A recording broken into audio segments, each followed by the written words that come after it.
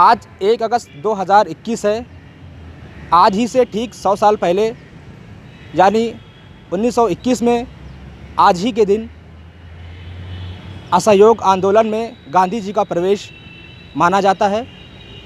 और बहुत कम लोग जानते हैं कि उसी दिन सुबह ऑल इंडिया रेडियो ने तमाम भारतीयों को ये बताया था कि लोकमान्य तिलक का देहांत हो गया है।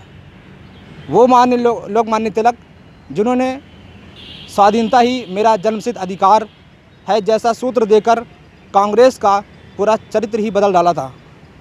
आज इसी संदर्भ में तमाम जगहों पर इस और न कोई वार्ता हो रही है, न किसी तरह के आयोजन देखने को मिली हैं। राजधानी लखनऊ में तमाम राजनीतिक दल हैं, इसको लेकर के किसी ने सक्रियता नहीं दिखाई है, जबकि इतिहास की ये 2 बड़ी घटनाएं हैं।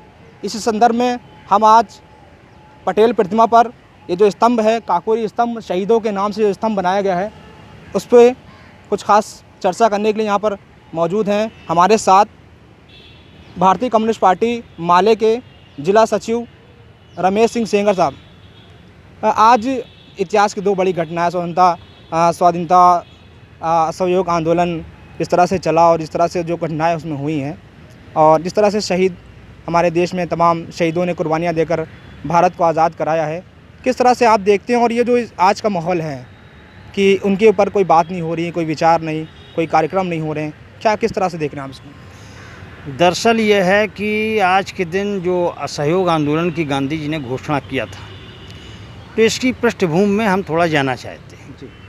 क्योंकि असहयोग आंदोलन के पहले प्रथम विश्व युद्ध में भारत की जनता से अंग्रेज़ों ने कहा था कि आप हमारा सहयोग करिए और हम आपको राजनीतिक आज़ादी देंगे।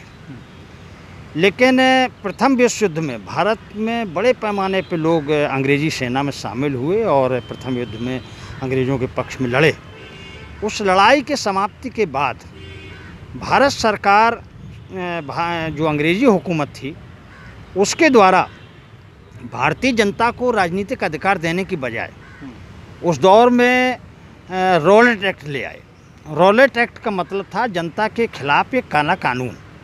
उससे पूरे देश के अंदर ज़बरदस्त एक गुस्सा पैदा हुआ और उसी के खिलाफ क्योंकि तमाम ये मज़दूरों के ऊपर दमन चला रहे थे, तमाम प्रकार के इस तरह के कानून ला रहे थे, तो उसी के बाद जो है 13 अप्रैल 1919 में आपका जलियांवाला में एक बड़ा वो हो रहा था सम्मेलन, और जिसमें यही हो रहा था कि अंग्रेज़ तो लगातार हमारे साथ विश्वासघात कर रहे हैं और अंग्रेज़ों के खिलाफ एक लड़ाई लड़ी जाए।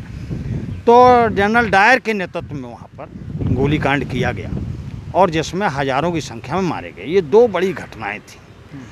इन बड़ी घटनाओं के बाद जो है अंग्रेज़ों के खिलाफ जो है एक बड़ा गुस्सा था लोगों में और गांधी जी को लगा कि इस दौर में हमको एक आंदोलन ऐसा खड़ा करना चाहिए जिससे ये अंग्रेज़ भारत को छोड़ने को मजबूर हो जाएं। और उसी समय आपका करीब 25 दिसंबर 1920 की घटना है। नागपुर में कांग्रेस का अधिवेशन चल रहा था और उसी अधिवेशन में गांधी जी ने असहयोग आंदोलन के संबंध में प्रस्ताव रखा कांग्रेस की ओर और जिसमें पूर्ण बहुमत से वो प्रस्ताव पास हुआ।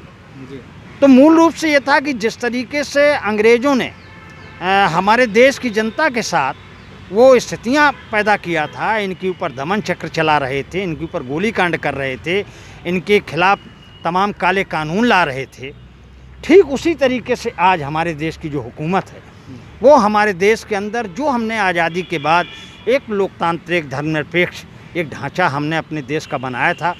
बड़ी बड़ी ऐसी संस्थाएं बनाई थी जिससे लोगों को लगता था कि हमारे जो अधिकार हैं वो भविष्य में मिलेंगे और एक समतावादी समाज हमारा बनेगा। और इसी संबंध में भारतीय जनता पार्टी के लोग तमाम वादे भी जनता से किए कि नहीं भाई, पिछली जो सरकारें हैं वो नहीं कर पाई हैं और हमारी सरकार बनाओगे तो हम अच्छे दिन लोगों के लाएंगे। लेकिन अगर आज हम देखें 1914 के बाद 2014 के बाद जैसे ही मोदी की सरकार बनती है, पहली सरकार में ये लोग आपका वो नोटबंदी किया, इसके बाद जीएसटी ले आए और इसके बाद जब दूसरी सरकार आई, उस दूसरी सरकार आने के बाद तो पूरा इन्होंने एक तरीके से हमला कर दिया है पूरे देश की जनता के ऊपर। हमारे सारे के सारे कानून ख़त्म कर दिए। 44 कानून थे 44 कानूनों में 40 कानून ख़त्म करके 4 जो है मजदूर विरोधी इन्होंने कानून बनाए। किसानों का आप स्थिति देख रहे हैं। किसानों के बारे में इन्होंने कहा था कि हम दूना फसल का लाभ देंगे, इनको दूना हम कीमत देंगे किसानों को, और इस आशा में बड़े पैमाने पे किसानों ने भाजपा को वोट किया था। लेकिन आज आप देख रहे हैं कि 8 महीने से ज़्यादा हो गए किसान गांधी जी का नाम लेकर ये भारतीय जनता पार्टी के लोग अमेरिका में घूम रहे हैं गांधी जी का नाम लेकर के, और आज के दिन उनके ऊपर ना कोई विचार है, ना किस तरह का आयोजन किया गया। देखिए, दरअसल ये है कि ये दोगले लोग हैं। गांधी जी के तो हत्यारे हैं, ये पूरा विश्व जानता है कि गांधी जी की हत्या आरएसएस के कार्यकर्ता ने किया है। तो ये दोगले लोग हैं, और ये इस लेवल पे दोगले हैं कि ये डॉक्टर अंबेडकर भीमराव की जो वैचारिक आत्मा है उसको भी ये ख़त्म कर देना चाहते हैं, है ना। देश के अंदर जो भी प्रगतिशील विचार है, उन प्रगतिशील नेताओं को तो ये जगह जगह, जैसे सुभाष चंद्र बोस हैं, सुभाष चंद्र बोस को भी पेश करेंगे, हैं, गांधी जी को पेश करेंगे, आपके डॉक्टर भीमराव अंबेडकर को पेश करेंगे। लेकिन उनकी जो बुनियादी जो आत्मा थी, उनका जो बुनियादी सोच था कि हम समाज कैसा बनाना चाहते हैं, उस सोच पे, उस विचार पे ये लोग हमला कर रहे हैं।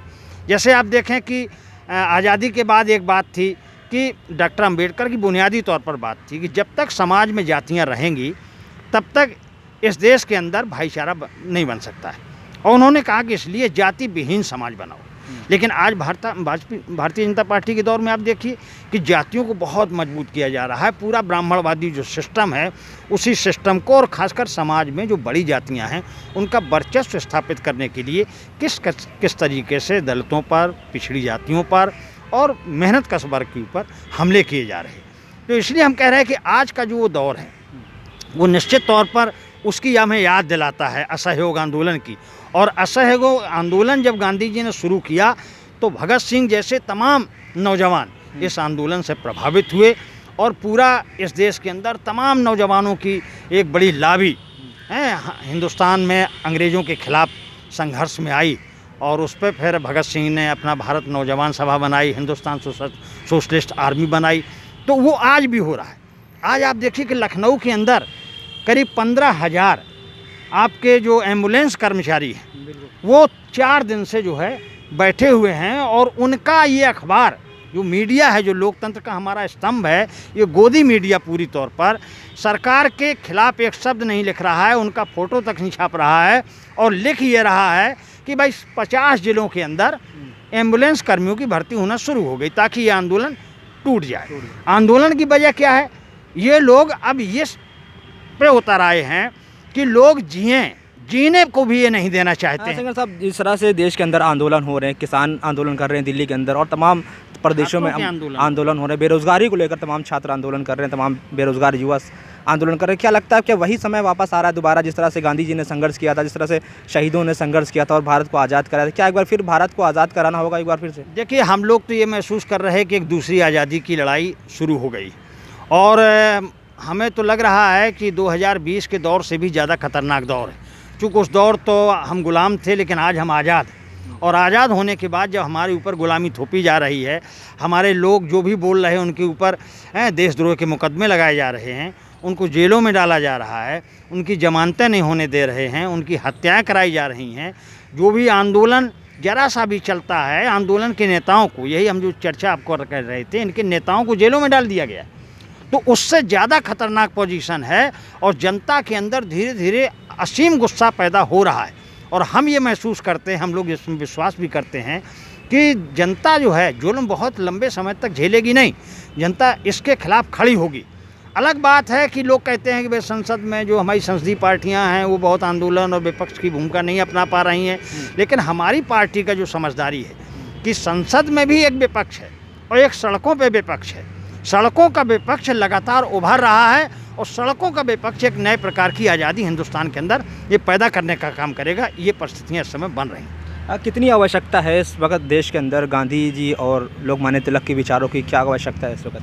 देखिए, गांधी हों, चाहे लोकमान्य तिलक हों, चाहे डॉक्टर भीमराव अंबेडकर हों, चाहे आपके भगत सिंह हों, इनके विचारों को जानने से लोगों के अंदर एक दिशा मिलती है, एक हिम्मत पैदा होती है। ये लगता है कि नहीं, हम इस जुल्म को बिल्कुल बर्दाश्त नहीं करेंगे, और इसलिए हमारे भी छात्र नौजवान हमारे हैं दोनों संगठन इस समय लगे हुए हैं, छात्रों में, नौजवानों में पूरा कैंपेन चला रहे। रोज़गार के प्रश्न पर पूरे उत्तर प्रदेश में 69,000 जो अभी शिक्षकों की भर्ती थी, उसमें भी जिन लोगों को आरक्षण के तहत मौका मिलना चाहिए था, उनको उनसे वंचित किया जा रहा है और भर्ती भी नहीं कर रहे हैं। तो ये पूरा एक जनता के साथ, छात्र हो चाहे मजदूर हो चाहे किसान हो, सबके साथ जुल्म हो रहा है। इसलिए इस दौर में सचेतन तौर पर ये ज़रूरत है कि जनता के बीच में उनका जागरण किया जाए। और हमने तो अभी शुरू किया है, 9 अगस्त भारत छोड़ो आंदोलन की बरसी है और हम लोगों ने कहा है कि एका बनाओ, भाजपा के खिलाफ एका बनाओ, भाजपा हटाओ और उत्तर प्रदेश बचाओ।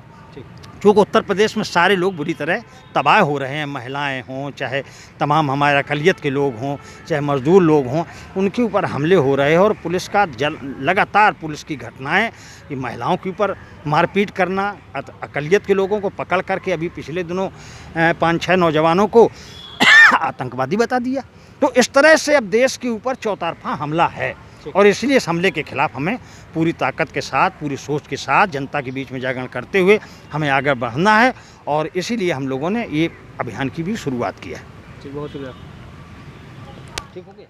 असहयोग आंदोलन का शताब्दी वर्ष चल रहा है, 100 साल पूरे हो गए हैं। इसी कड़ी में तमाम शहीदों ने संघर्ष किया था। तमाम असहयोग आंदोलन से लाखों की तादाद में युवाओं ने आगे बढ़ करके और जुझारूपन अपना दिखाया था और भारत को आज़ाद कराया था। अब जिस तरह से देश के हालात हैं, जिस तरह से सरकारें चल रही हैं, जिस तरह से केंद्र सरकार का जो रवैया है, उसके खिलाफ पूरा देश अब आंदोलनरत हो चुका है। दिल्ली में किसान बैठे हुए हैं, सड़कों पर किसानों का संघर्ष चल रहा है। उत्तर प्रदेश में तमाम बेरोज़गार और युवा जो है संघर्ष कर रहे हैं, अपने हक़ की लड़ाई के लिए लड़ रहे हैं। फिर से वही दौर देखने को मिला जिस तरह से आज़ादी कराई गई थी, शहीदों ने आज़ाद कराया था देश को। अब ऐसा लग रहा है कि एक बार फिर से देश को आज़ाद होना पड़ेगा।